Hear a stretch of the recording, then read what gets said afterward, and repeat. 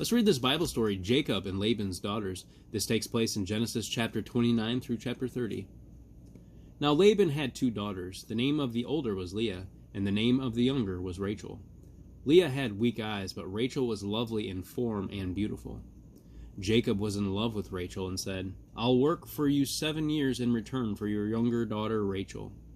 So Jacob served 7 years. Then Jacob said to Laban, "Give me my wife, my time is completed, and I want to lie with her." So Laban brought together all the people of the place and gave a feast.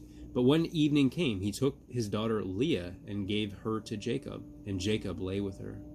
And Laban gave his servant girl Zilpah to his daughter as her maidservant. When the morning came, there was Leah. So Jacob said to Laban, "What is this you have done to me? I served for Rachel, didn't I? Why have you deceived me?"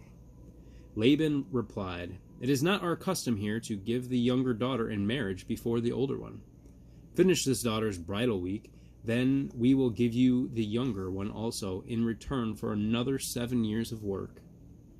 And Jacob did so. He finished the week with Leah, and then Laban gave him his daughter Rachel to be his wife. Laban gave his servant girl Bilhah to his daughter Rachel as her maidservant. Jacob lay with Rachel also, and he loved Rachel more than Leah. When the Lord saw that Leah was not loved, he opened her womb, but Rachel was barren. Leah became pregnant and gave birth to a son. She named him Reuben. For she said, "It is because the Lord has seen my misery. Surely my husband will love me now." Leah gave Jacob 3 more sons, Simeon, Levi, and Judah. But Rachel remained barren. Even though Rachel was loved by Jacob, she became very jealous of her sister. When Rachel saw that she was not bearing children to Jacob, she gave her servant Bilhah as a wife. Jacob slept with her, and she became pregnant and bore him a son. Then Rachel said, "God has vindicated me and given me a son." Because of this, she named him Dan.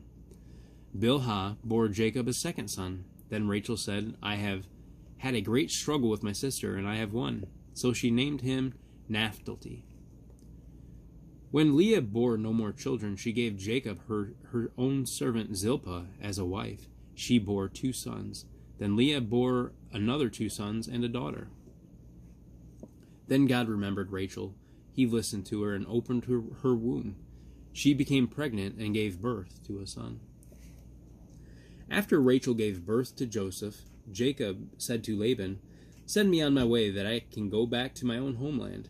Give me my wives and children for whom I served you." Laban offered to pay Jacob in livestock if he stayed. Laban did his best to cheat Jacob, but whatever he did made no difference. Jacob's herd grew and grew. In this way, Jacob grew exceedingly prosperous and came to own large flocks, and maidservants and manservants and camels and donkeys. Understanding the story.